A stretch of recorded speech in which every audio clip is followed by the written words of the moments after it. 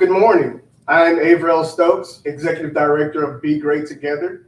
A few years ago, our friends over at Generating Income for Tomorrow had this idea for Give Black to provide opportunities, additional opportunities for individuals, corporations, and foundations to support investment in Black-led initiatives for our community. Today, you'll hear from a phenomenal panel who tell us how we can continue that endeavor. So thank you again for tuning in today. Give Black Kansas City 2022.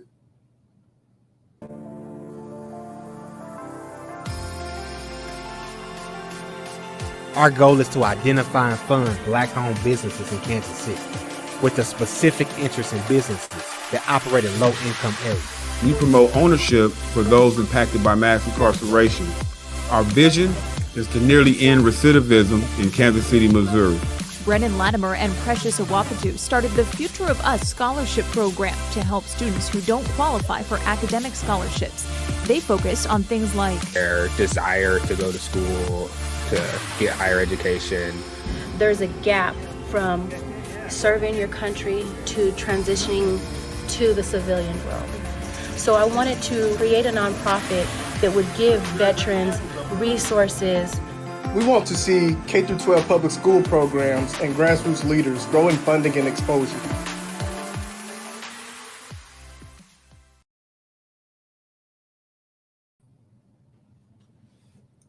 Good morning, Kansas City, and everyone that's out there joining us today for this amazing panel discussion. I'm your host and moderator, Davin Gordon, and I'm here joined with two not only friends but peers in the in Kansas City, and I actually look up to both of you and really admire all the work that you've done to really lay a solid foundation for Kansas City and the future of our city. So with that, I would love for each of you to go around and introduce yourself and give us a brief introduction into who you are. Well, thank you, Davin. My name is Denise St. Omer, and I am the Vice President for Grant Making and Inclusion Initiatives at the Greater Kansas City Community Foundation. I've worked in philanthropy for about 15 years and am excited to be part of this really great conversation. Davin, hello again. My name is Jeff Simon. I am the office managing partner of Hush Blackwell Law Firm here in Kansas City. We're a firm that's been around in this town for over 100 years, and we've got offices all over the country. And I am fortunate enough to be, among other things, responsible for our engagement with the community at large here in Kansas City. Awesome. Well, thank you. And I'm Davin Gordon again with the program officer at the Hall Family Foundation. So let's just jump right in. I know before we got started, Denise and I were talking a little bit about what it means to be a Black-led organization. I think before we get into a lot of the questions we have today, I think it's really important that we have a solid understanding of what that means.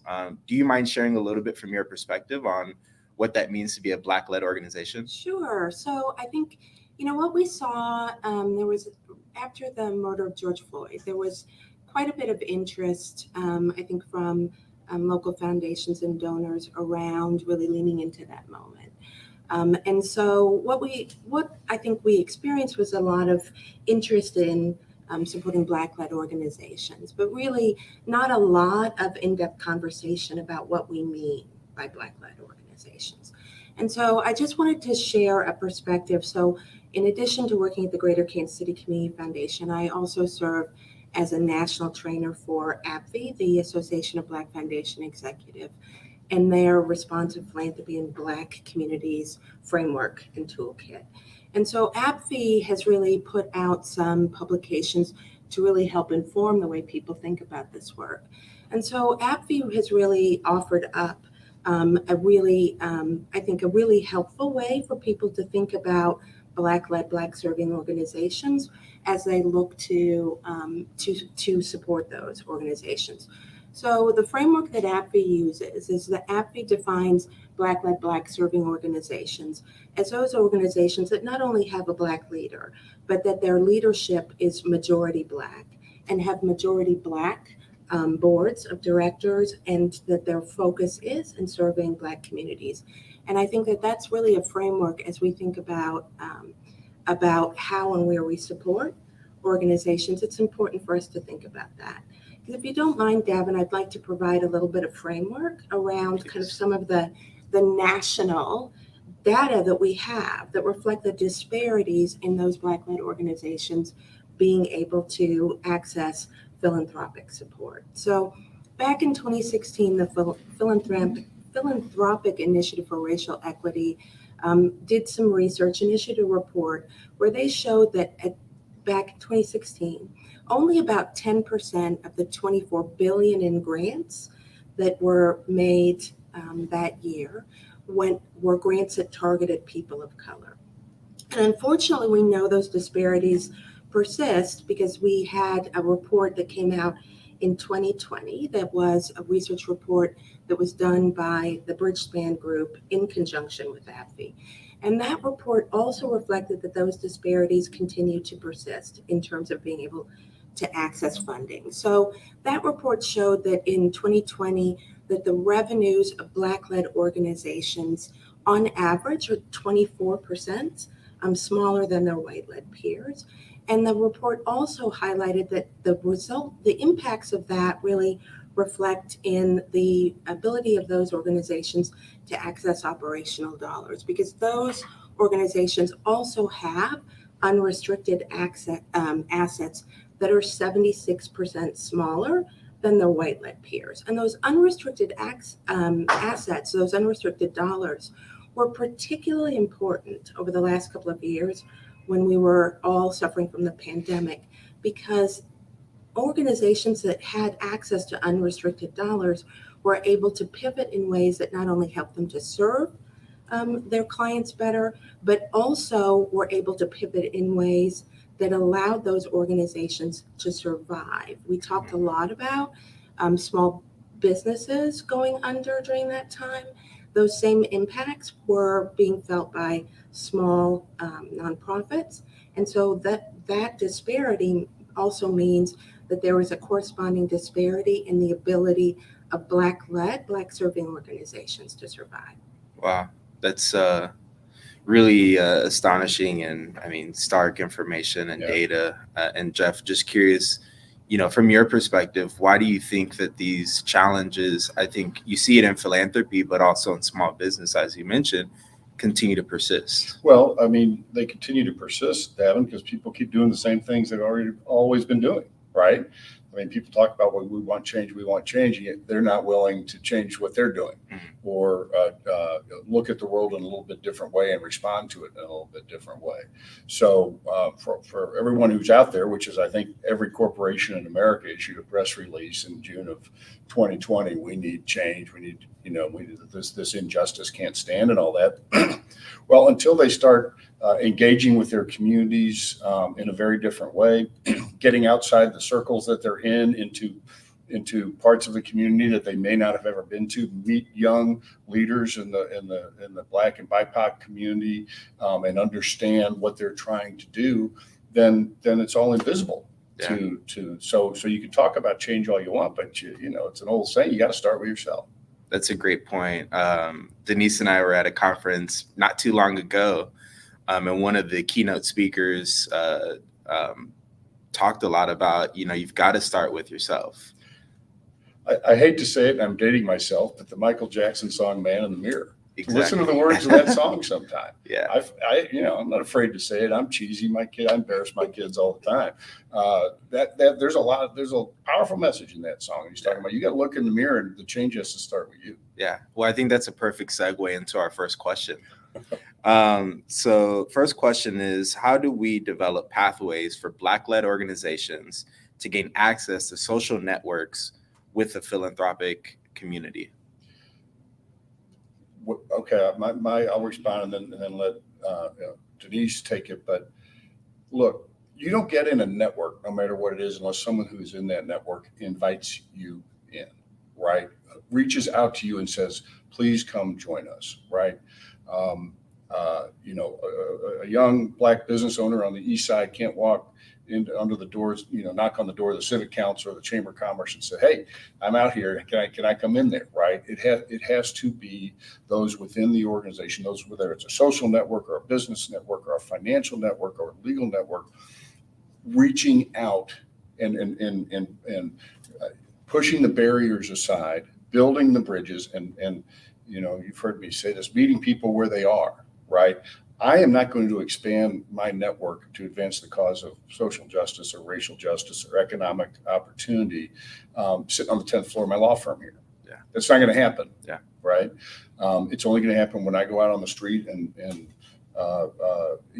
meet people literally where they are. And let me give you just one example. One thing we do is we sponsor a position in the KC Tomorrow leadership group, which is through the Civic Council. It's one of the premier leadership groups for young people, in their late 20s, early 30s, rising leaders to begin to form the networks throughout the community that are going to assist them in their career and their business.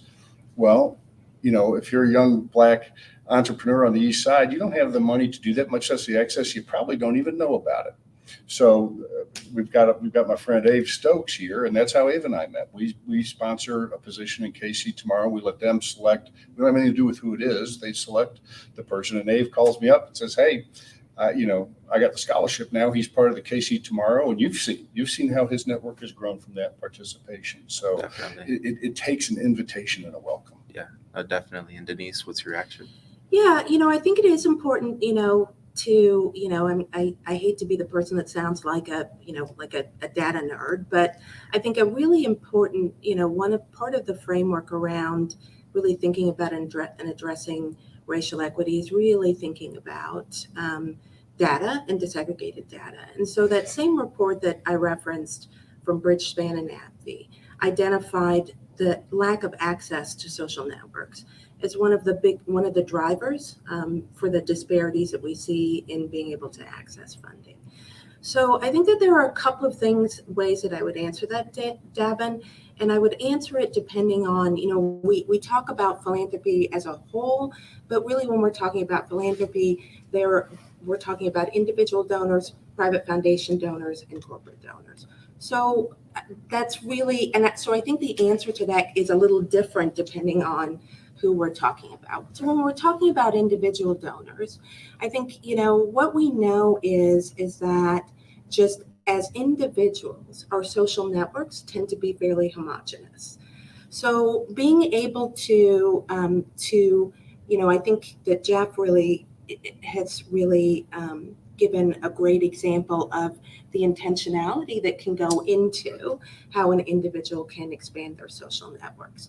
But I think it's also important when, social networks are a big driver of individual giving. A lot of people give to an organization because they're either introduced to it by a friend that has a connection, they're invited to an event through a friend. So really, I think for individual donors, really thinking about and recognizing how much of that drives your giving. And so while you're in the process of trying to individually expand your social networks, things like Give Black, this campaign, are really great ways for individuals to be able to diversify their giving and support Black-led organizations. And the great thing about the Give Back Black campaign is it provides funding both to not-for-profit and for-profit through gift and through their work initially. I think that other thing I would say for individuals is really, as well, there are organizations that do have a specific focus on supporting Black-led and other BIPOC organizations. And so you can look at, I have the privilege of serving on the board for the Hadley Project, which is a social justice, racial justice fund. They have all of their grantees listed on their website, so you can go and take a look at that. At the Greater Kansas City Community Foundation, we're really proud to be able to support the Black Community Fund that has a specific focus on supporting Black-led, Black-serving organizations, and also the Hispanic Development Fund that has a similar mission. So those are kind of sources where people can go to look to find organizations in our community that they can support. I think for corporate foundations, I think, that can be a little bit more complex, I think, because a lot of corporations and corporate philanthropy is really tied to connections or supporting the involvement of their employees in the community, or can be access, again, comes through a social network, through somebody that is in some level of influence within a corporation. So I think the first step is just recognizing that those can be some unintentional barriers, particularly if your corporation doesn't have the level of the leadership of your corporation doesn't reflect that the Black community in the ways that I'm sure most corporations would. So one of the things that I think there is, so one, just really looking at your data, looking at where your giving is going, really then understanding if that's a challenge for you. I think there are different strategies that corporations can take.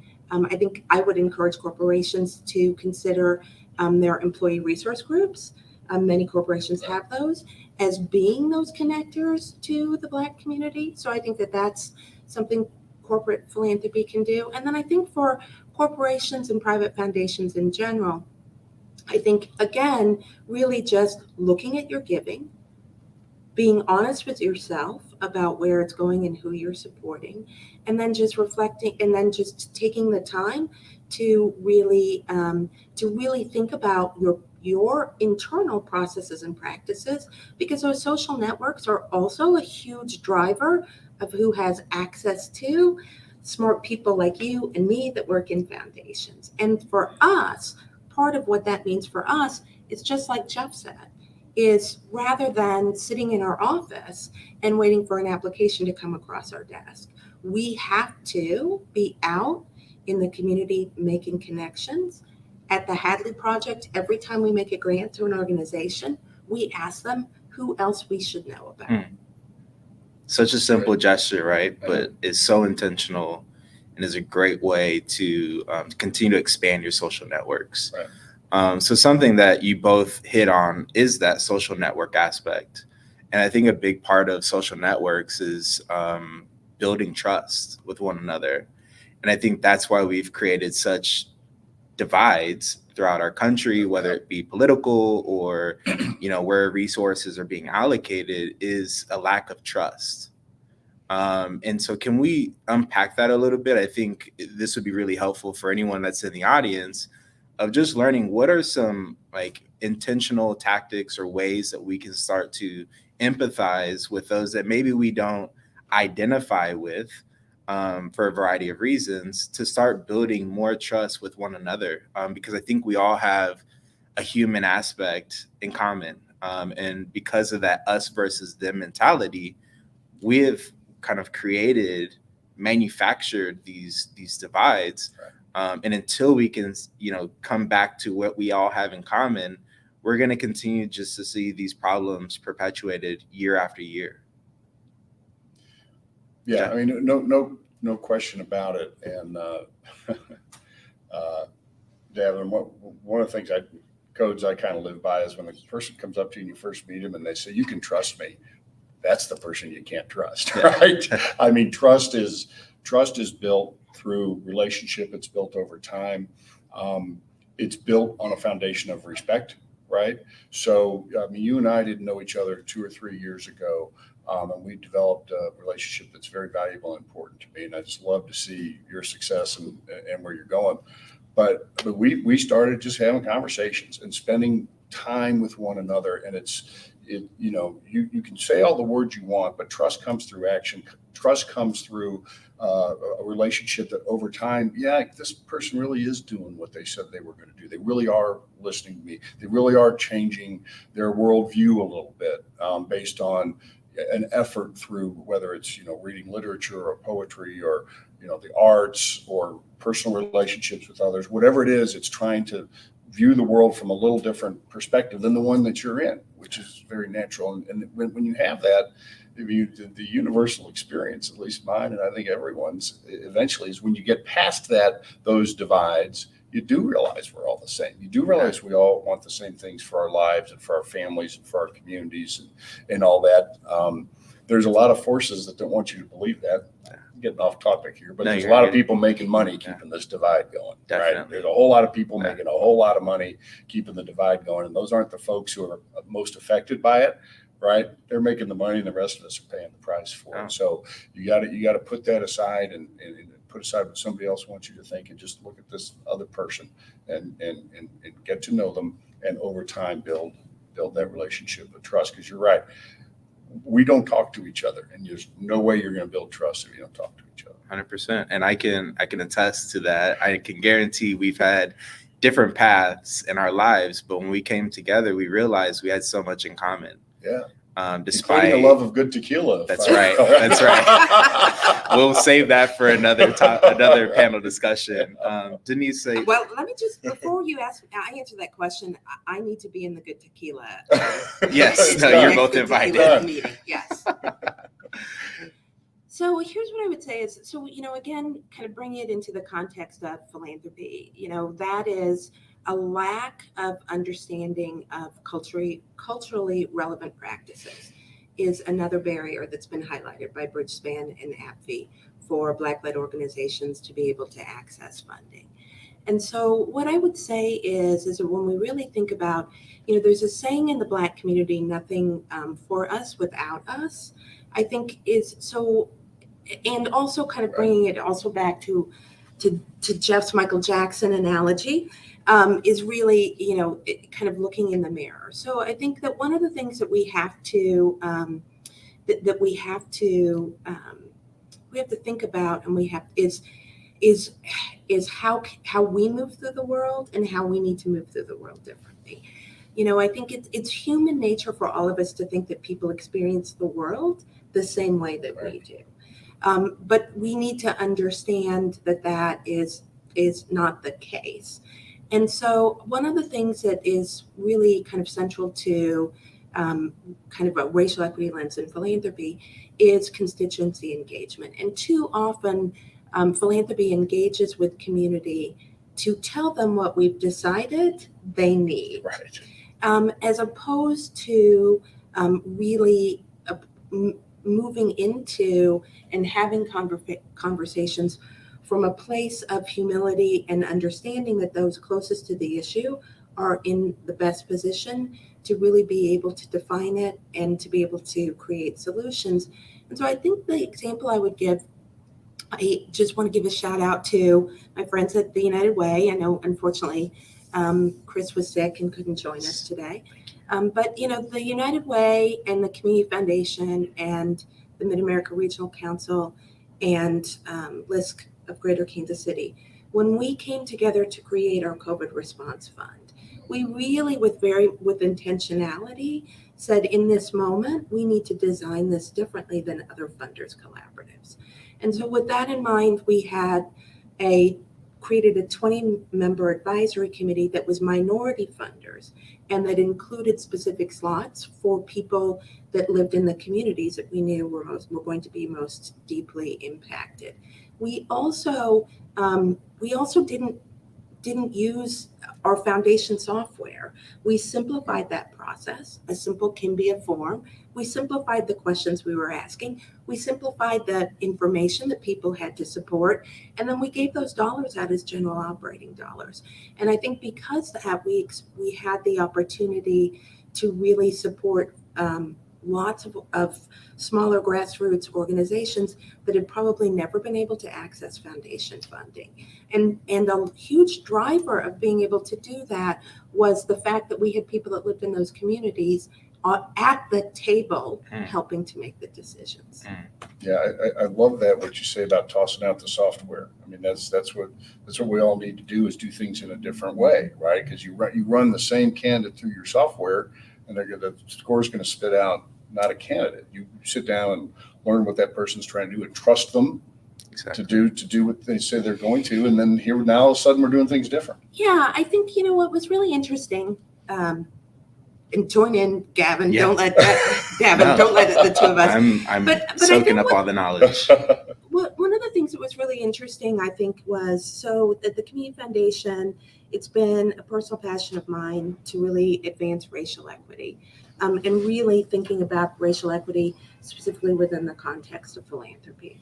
And after the murder of George Floyd, I had a lot of in local foundations kind of reached back out to really want to explore that. And I think one of the biggest challenges in those conversations was the idea for foundations to that wanted to do something but use their existing practices in policies and procedures. And what we know is that a lot of the practices that organized philanthropy has have built into them. So philanthropy likes to talk about kind of the systemic and institutional barriers that are driving racial disparities externally. What we don't do often is turn that lens on ourselves internally. And we know that a lot of the practices that we use that make it easier for us, that also help foundations manage perceived risk, are actual barriers to being able to fund smaller, trusted organizations that are in the Black community. Yeah, no, you're totally right. I just wanted to point out we are going to have some opportunities for our guests to ask questions. Just want to let everyone know if you have any questions to please type them in the comment box. We'll be getting to those shortly. So back to your point, Denise, I think you're starting to see a lot of a growing movement of more diversity within not just the corporate community, but also in the philanthropy community. And so I was hoping you could talk to us, or both of you, please feel free to chime in of, how can Black leadership continue to leverage this momentum that we're seeing happening to create greater impact? And I think a lot of it is that internal work of ourselves, right? Like we are being put in these positions to create meaningful change. But what guidance can you provide folks that are in moving into these type of positions? As someone like myself, what can I be doing to continue to drive this sort of change that the community wants to see, but I also want to happen for the long-term sustainability of our city and future? Yeah. Well, I think, one of the things that I've always believed is that nationally, much of the driver, the people that are driving a lot of these conversations around racial equity within the philanthropic sector are people like you and I, Gavin. It's the people in the middle of organizations that really lift up these conversations. So what I would say is that is really the ability for foundations to really be doing the internal work to not only support those individuals, but to also really be able to create an organizational culture where we can show up as our professional, authentic selves. That's what I refer to it. Yeah. And then listen and be heard. And really support. I think just like within the corporate sector, I think that there's a lot of it is organizational change that doesn't happen overnight. But I think we are starting to see it in Kansas City. Just have to take a moment to shout out Hall Family Foundation. Has an amazing president in Myra Aguirre, who is, and then we also have, just within the past 2 years, we've got the Health Forward Foundation. Right. They has Kiana as their president. Incredible. So which is amazing, but let's face it, it's long overdue for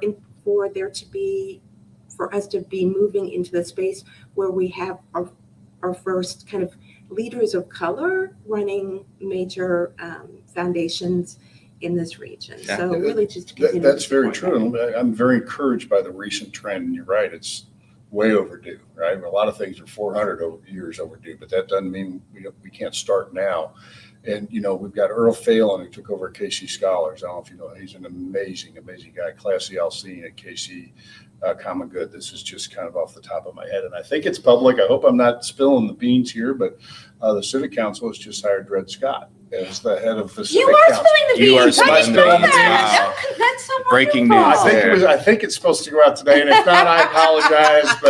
But I am so thrilled that Dred Scott has been hired as the head of the Civic Council. I mean, that's real change. And I was in the board meeting when he came in, and every single person in that board meeting, most of them looked like me, said, "We want to follow your lead. You know what needs to be done. We're here to support you and whatever you need to get that done." That's a change, right? We've got Abe Stokes here. We've got Brandon Calloway. I mean, it's so encouraging to see a new generation of Black and BIPOC leadership in this town, in this community. And so I'm very positive that better days lie ahead, right? That's how you have to look at it, right? Yeah. You learn from the past, but you orient to the future. And I know I want to get to the audience questions. We're getting close on time, but what can leaders in your type of position continue to do to create and foster environments where this new wave of leadership feel like they can show up and be themselves and not have to either conform or be reserved because of lack of either cultural relevancy or whatever the case may be. Yeah. What can leaders do that are in your type of position? Well, it's kind of like the trust thing. You gotta do it. You gotta show it. So now you say this is the culture we want to have, but when someone shows up with an unconventional hairdo or wearing different clothes or whatever it might be, you say, "Hey, it's great to see you. It's great to see you," and there's no sort of suggestion that maybe that's not appropriate. And you just have to deliver a message over and over and over again. This is who we are. This is what we do. If there are issues that people have, you confront them directly. And over time, people say, well, maybe they really do mean that. And then it's not something happens overnight, but maybe they get a little more relaxed, a little more comfortable, and start feeling more welcome and to be their authentic selves. Okay. I appreciate that. All right, we're going to jump to some of the questions from our audience. Katina Taylor, thanks for joining us today. Katina asks, oftentimes I see majority-led nonprofit leaders receive capacity building support and technical assistance that Black-led nonprofits. Why is that? Can I take the first stab at that one? Sure. Because that's absolutely right. Right. And from our perspective, legal services are one of those, right? Whether you're a not-for-profit or for-profit, a new organization of any sort, you need some legal help, right? Those Black-led smaller organizations never had access to a firm like ours. So why is that? It's the whole structural racism issue we're talking about, the exclusion, the inability of access, the lack of awareness and intentionality. But what we can do, and I'll just cover this real quick, but 2 years ago, we started what we call a Communities of Change program, one of which is to provide free corporate legal services to businesses just like that, right? And I'm proud to say it's the fastest growing practice area in our firm, and we're doing it in offices all over our country. I happen to think Kansas City is the best at it, but we can make these services available that the big corporations who pay us to deliver these services, we can deliver those same excellent services to the folks who otherwise wouldn't have access to it. And I think you could argue that it's not only the right and just thing to do, but it's also from a business perspective. I mean, I know that's what our business community and city often likes to refer back to is make the business case for everything. And I will just tell you the business case here, there's a number of them, but one of the business cases is we need to attract young talent, the highest caliber young talent. And what young people want these days coming out of schools, they want to be part of change. They want to be a part of trying to make the world a better place. And I admire the heck out of them for it. And if we can create a reputation as a place where you're going to have those opportunities to touch the world and change the world in ways you want as a lawyer, then it's going to have one of the business cases is we have an edge on the others in the market if that's an attraction to this high caliber talent. There's lots of business cases. That's the one I really like, and we get all kinds of great young people as a result of it. Exactly.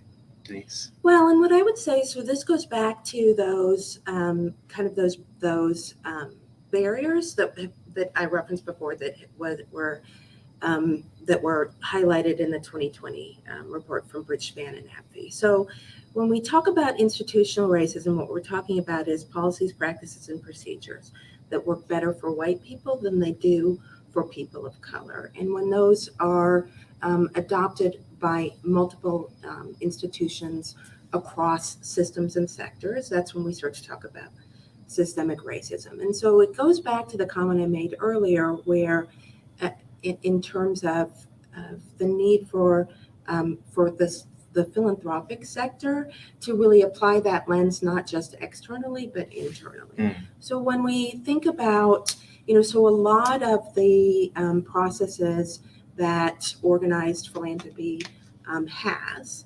around their processes have the unintentional consequence of disadvantaging smaller Black-led organizations. The requirements to have 3 years of audited financials and multiple years of 990s, and this tendency that boards have to want to look at who's on the board and do I know anyone on that board to make me feel good about that not being a risk.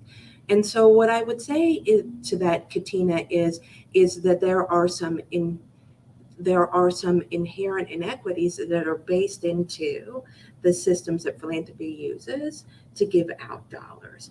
And when exceptions are made to all of those requirements, they are usually made to people that have access to program officers through a social network. So again, this is really why it's really important for the sector as a whole to start not just talking about these issues externally, but also talk about them internally. And I know there's a growing movement towards this trust-based philanthropy. Yes. And I think, part of that is not just the social network aspect, but it's really the internal work that has to happen. And it doesn't happen overnight. And as much as I would love to see the type of changes that need to happen to create, long-term sustainable change and systemic change, a lot of that work is bringing your board along and bringing others that are in positions of power along in that journey, because we're all starting at different points. And unfortunately, I think that's part of what slows that progress down. But I think, I am energized and really excited about, I can speak on the behalf of Hall family of the work that we're doing internally, but I'm also seeing this amongst our peers as well. So I agree, Devin, and I think that's what's really, I think having people like you and I working within as staff is just a part of it. The other part is, I think oftentimes, when people are upset with me about, not getting a grant, I think it's oftentimes I think what's missing is the idea that I work within a sector. That we work within sectors. And so part of that really is what we want to do and we need to do is really to make sure that we are creating pathways to be able to engage our boards and our trustees to also go on that learning journey with us. Because we do need, I think often what a lot of people don't realize is the ultimate decision maker isn't your program officer. It's the board of that particular foundation or fund. 100%. Katina's got quite a few great comments and questions, and I'm going to point out one. Interesting to hear of the process, Denise. The next step is looking at how we get information out to BIPOC orgs when opportunities like COVID relief funds and other funding opportunities come about. How do we reach those we say we want to fund and support? Well, I think, the COVID relief fund, was unusual just because, we were all in that moment. And so there was the ability, there were a lot of people who volunteered to assist us with communication and getting the word out about that. What I would say is that, I don't know that I have a good answer for that. What I would say at the Community Foundation, you can sign up. We have a nonprofit newsletter. So we would encourage anybody that is listening that runs a nonprofit to go to our website, which is growyourgiving.org, to really be able to register for that. And that's how you can find out about funding opportunities at the Community Foundation. It is important for everybody I need to ground my comments in the fact that the Community Foundation, unlike Hall Family Foundation, we're not an endowed foundation. Yes. So we don't have a big pool of discretionary dollars. So most of the funding opportunities that you see are not, the Community Foundation is not the decision maker. So there are still probably some complexities for some of them in the application process. But what's been nice for us at the Community Foundation is, again, we've seen a lot of interest in one of the things that we do at the Community Foundation, because we don't have a lot of dollars, and because we really have been trying to lift up racial equity as part of what makes us effective when we are interested in impacting conditions for our communities of color. Is we do donor education events around these topics, and so we've seen an increase in those that we work with really wanting to learn more and explore. But again, it's a process. It is. Yeah, no, it is a process. I'm going to keep trying to get to as many questions as possible. I know we've got about 5 more minutes left. Kiana Renee asked, who are the organizations that support and fund Black-owned creative service providers? What's the best way to foster those relationships? Do either of you have any? Well, I think I work in philanthropy, and so, I'm only know of opportunities for nonprofits. So I don't know around. What I would say is, it's why it's great to support organizations like GIFT.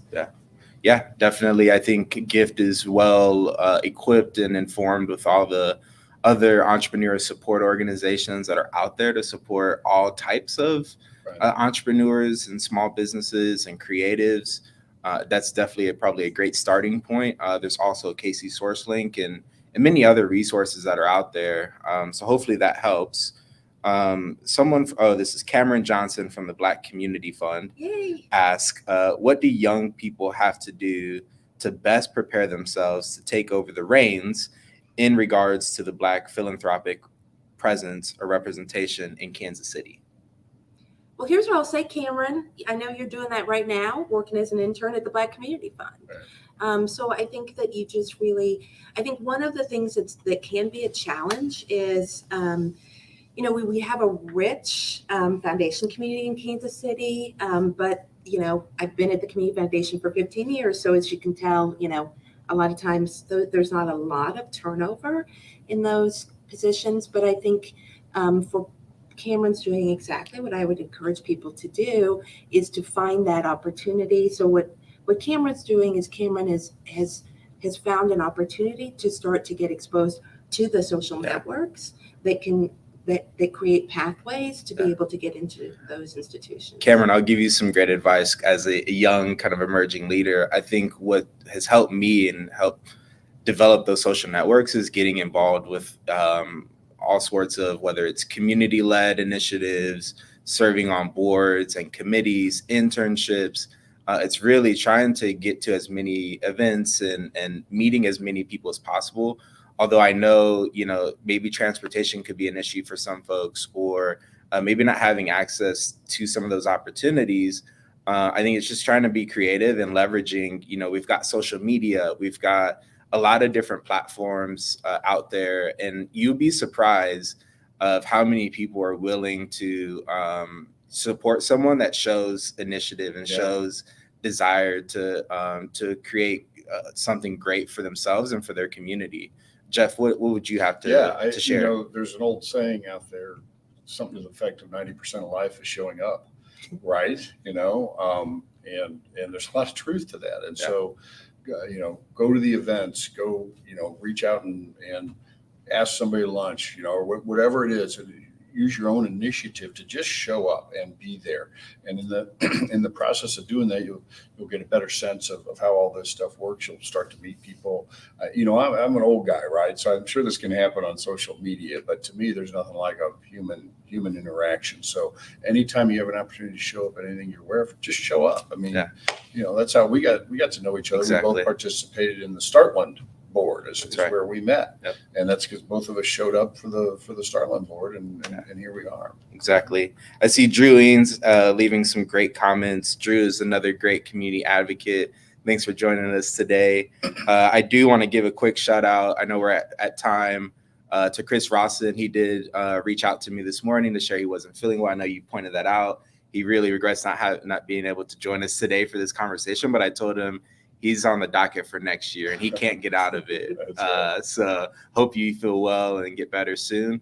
Any parting thoughts as we look to close our conversation? We could sit here and talk all day, maybe get some tequila, but are there any parting thoughts, just kind of given the conversations we've had, some of the comments that have been left in the chat? What would you like our audience to leave with today? I guess the only thing I would say is, look, it requires every one of us, right? And it can get demoralizing. It can, if you look to the past and how little progress there is and all that, but you gotta get up every day and keep at it, right? You gotta keep doing what you know is right and trying to advance the cause of racial justice and economic justice and social justice. Because folks, if we don't keep doing that, it's gonna backslide. So don't get demoralized. Get up every morning and go out and do it, and go to bed at night knowing you did what you could. Yeah, and I would just say, to those individuals out there that are looking at ways to support Black-led organizations, just know that those closest to the issue are in the best position to identify the organizations that are doing that work in the community. So support the Give Black campaign. If you also want to, you can look at the Hadley Project website, see who we're supporting. Shout out to Drew, who's my fellow board member on the Hadley Project. And also, the Black Community Fund also has a specific focus. So it can take work in the long term, but in the short term, there are some great resources out there. Yeah. No, thank you for I'll just say one more thing I Of should have said before. Giving is more than just money. Right? It's more than just a check. It can be your social network. It can be your talents and abilities in whatever profession or job you find yourself in, whatever it might be. So don't limit yourself to just writing checks. I mean, supporting with whatever services or goods that you provide, supporting these organizations. We have found Gift, honestly, to be a great source of clients for our Communities for Change program, right? Because Brandon and the folks at Gift know who needs these services. And they can bring those clients, that's what they are, to us. So think beyond just writing checks. Think to what you can do with your labor or your skills or your talents or your introductions you can make. I mean, there's lots and lots of ways to give. It's a great point. And I would just to add and build off of what you've both already mentioned is, trying to find ways to be intentional about where you show up. Those social networks, not being afraid to go somewhere where you maybe are the only person that looks like you, I think is really important to starting to understand that other perspective. So just wanted to close out and thank everyone for joining us today. This is such a great conversation. I learned a lot from you both. Excited for what's to come. Please take a moment to see a testimonial from last year's Black campaign.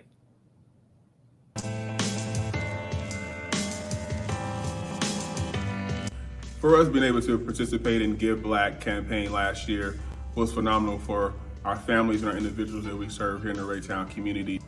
It's extremely important to support the Give Black campaign because it gives Black-led organizations an opportunity to receive funding that goes directly to help the communities that we serve.